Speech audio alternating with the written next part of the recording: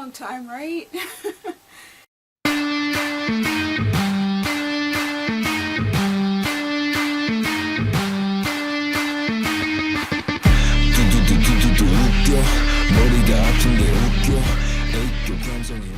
So I have some explaining to do. As you can see, it says this is episode 4, and you're probably wondering, where in the heck is episodes 1 through 3? Let me explain. 9 years ago, in 2013, I started this new project called Miko's Music Connection. This was a project that I wanted to delve into some musical artists and groups and bands that deeply connected to my life and influences and things that I work on and do and whatnot. And my first entry to this project was Aaliyah. This was supposed to be a monthly project that I spotlighted different artist groups, bands, but that kind of fell apart when I had a major brain blockage, as for lack of a better word. So now in 2021 I decided to start binging different groups, and some of these I have shared on my Discord lives, and I was going to make it entry to my current series, Let's Talk, but decided, you know what, I think it's time to bring back Miko's Music Connection, and I can talk about these groups that I have been binging and how I feel about them, while also bringing some of the artists and groups and bands that have influenced me in the past and still have a, I don't know, deep connection with, even though either they're inactive or they are active or what have you. So this is the start of a new chapter for the series, and I'm going to try my hardest to stick to a monthly spotlight feature of different groups. And this is my first entry for the month of December. So, if you want to check out the very first 3 episodes of the series I started 9 years ago, which I'm contemplating reacting to because I have a lot of thoughts since rewatching it today as I'm filming it, because, oh boy, some of my thoughts have changed and evolved since then. And also I was deeply censoring myself back then, and you could probably tell how hesitant I was about talking about certain things, and right now I just don't care, for a nicer way of what I really want to say. And if y'all are interested in that, just let me know. I'll do a reaction of it. I am totally open to doing that because, like I said, a lot of things have changed. If you decide to watch the very first video from 9 years ago, the format is going to definitely change as my skills have improved a little bit. And I wouldn't mind if I do a reaction going into the nitty-gritty of me editing that and whatnot. So, it's a new start, it's a new chapter, it's a new entry for an old series with some new tricks and visuals and whatnot. So here we are. We're going to be starting with the second artist entry for the month of December, Stray Kids.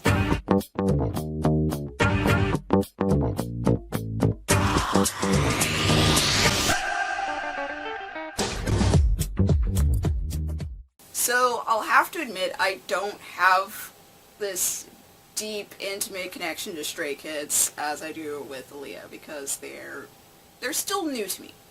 I am still getting to know them. We're in like a wooing phase, or I don't know what to call it. Maybe a honeymoon phase right now, where I'm like, I know them, we're getting close, we're still kind of like dating and getting to know each other and trying to like figure out if we really want this long, healthy relationship with each other. So back in 2017 when they debuted as a 9-member group, which I can't even like comment on with the 9th member leaving, I'm just kind of like, oh, there were 9. That's interesting. And now there are currently 8. I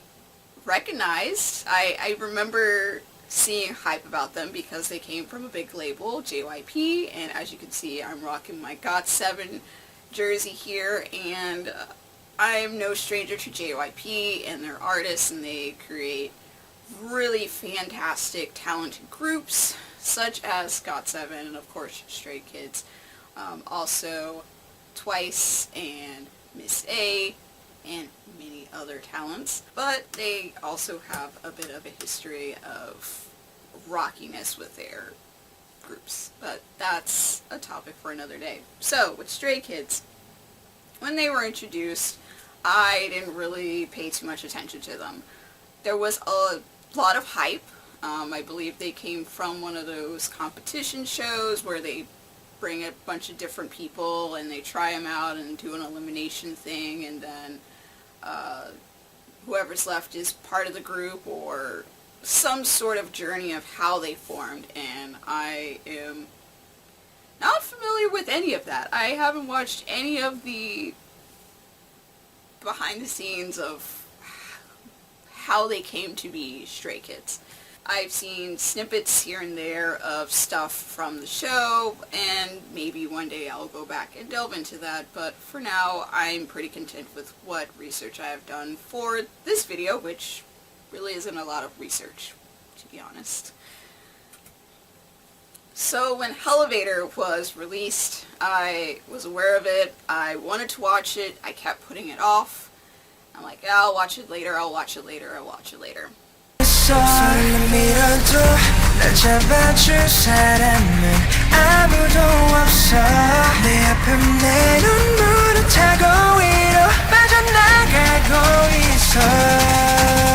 Then comes 2021. I went to this store in my area, or close to my area, called Violet Kpop.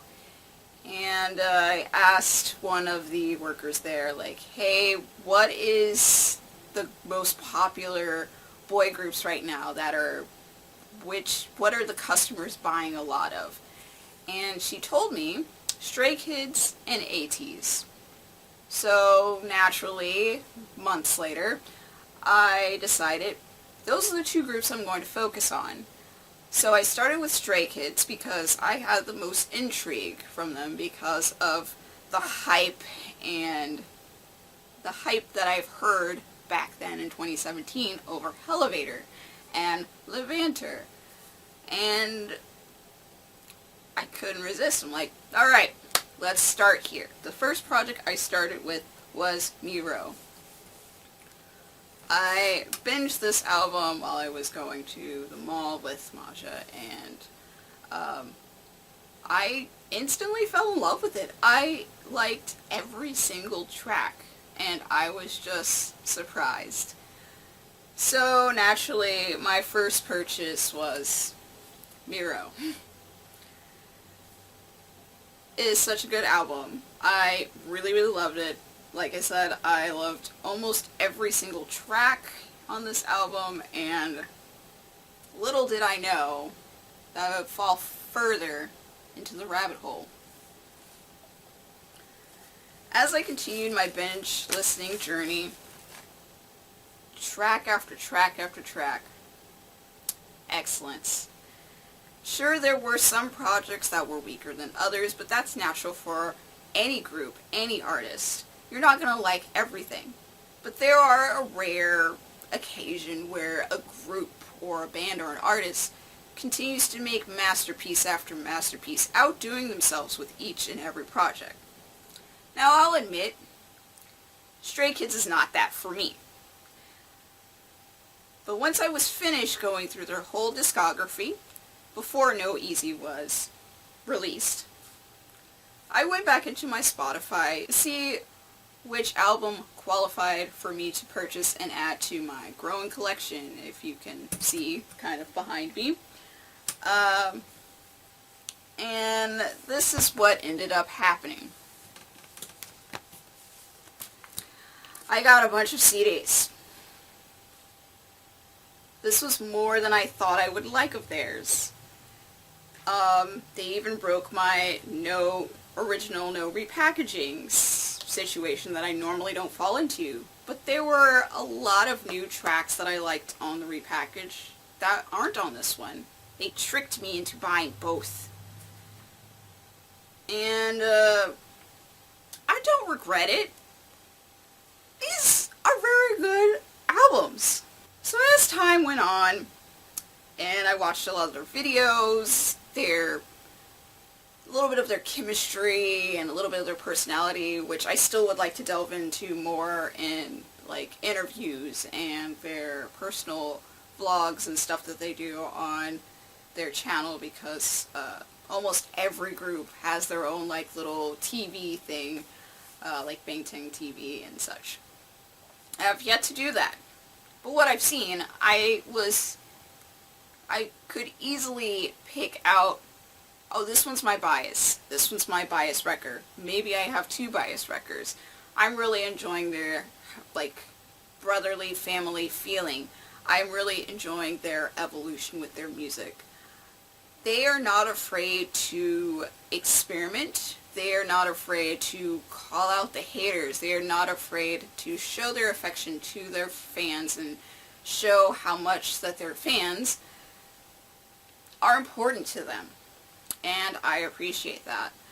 And I know there's a lot of groups like that out there. And something about watching them grow and become bigger and bigger and them becoming more and more recognized just made me more excited to see what new things that they were going to be playing with. So of course their biggest blow up, even though they've had other big blows before this release, was God's Menu. God's Menu was top tier, high quality energy of verbose and just fun, and it was great. It was worth the viralness that it deserves.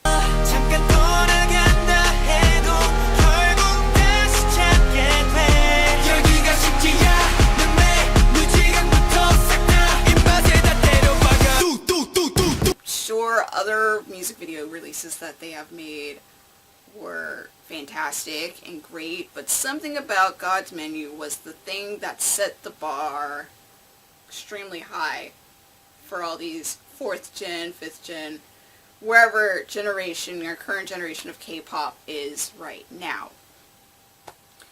They hit hard, they perform hard, they sing with just 1000%, and I appreciate that. It just makes me more excited to check out more groups in our current generation of K-pop right now. So there we are. So of course many people, especially newer fans of Stray Kids, were curious where this new project of Noisy would be at. And of course the title comes from people saying that all they do is make noisy music. They only make noise. And I appreciate that, like, play on the title. So, naturally, I had to pre-order Noisy.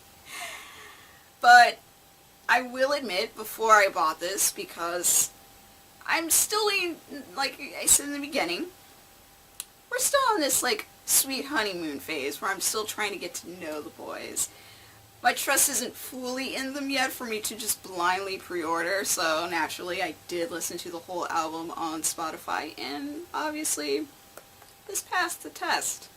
I liked almost every single song on this album, and that's a lot for me. I am a very seasoned K-pop fan, and I have standards. And sometimes some of these groups don't meet those standards. I can enjoy them and just be like, yeah, this is fine. but is it worth my money? Sometimes it's like, nah, I can keep listening to this on Spotify and be fine, be okay. And other times I'm like, I want to give them my money. I want to set them on this pedestal over here of my bookshelf and be like, I own that, and I'm glad I supported them financially. Thunderous, for me, I enjoyed, and from what I didn't realize from a reaction from Bloodmaster 5, which you can totally check out, is that Thunderous is a continuation of God's Menu in a way, lyrically. And I didn't really pick that up immediately, and one day I'll go back and see that again.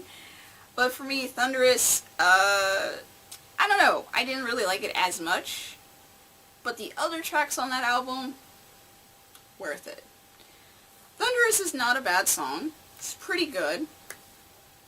It continues their trend of being loud, verbose, not caring, having that confidence, that energy, that passion. So it is very consistent to their brand.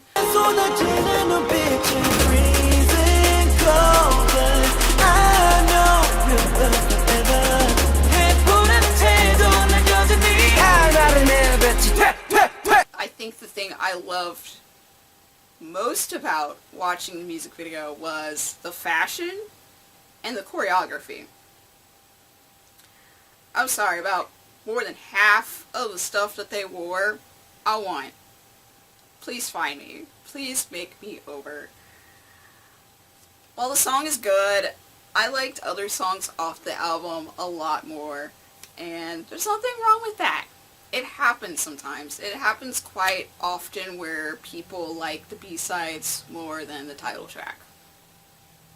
So before I show off my stats of what my favorite tracks are, who my biases are, some of my favorite albums, which is going to be a new feature in some of these Miko Music Connection episodes, I'm going to ask myself, after binging some of these groups and artists, is Miko a fan of Stray Kids?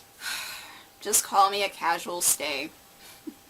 I am looking forward to my journey with Stray Kids thus far. As I am filming this, they will be releasing their Christmas single album, or whatever you want to call it, on the 29th, which is tomorrow, called Christmas Evil. So, as you're watching this in the future, I will definitely be checking it out, and I'm looking forward to seeing what it sounds like. I've seen a teaser of them kind of previewing the song, and it sounds definitely interesting. I'm not afraid to say that I'm a casual stay. I am still learning the members' names and trying to pick out who's who, and I will say look forward to me unboxing these albums that I just showed you from Violet K-pop. That'll be posted later.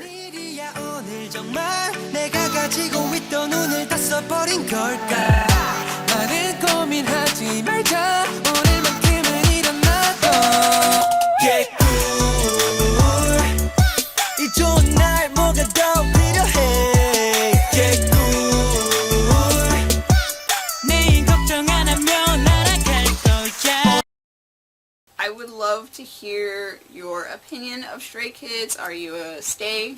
Are you still exploring, much like myself? And more importantly, did you like this video? Please leave your comments below of what you think of the rebranding, the revival of this series. I'm looking forward to bringing you more Miko's Music Connection monthly again, and I'm sorry for those who were waiting for me to make a new entry. It was a very tough time for me to figure out how I wanted to go about my next entry, and honestly, Stray Kids was not originally planned to be my second entry because they didn't exist back in 2013, obviously. I hope you enjoyed the new format is what I'm saying. And if there is a group or artist you want me to check out and talk about on the series, you can leave your suggestions below. I would love to explore new music, even though I'm constantly catching up on my music entries, but I totally would love your suggestions. So next month, of course, I'll be covering another group, artist, or band in Miko's Music Connection, and I'm so glad to bring this back. I'll see you guys in another video. Peace.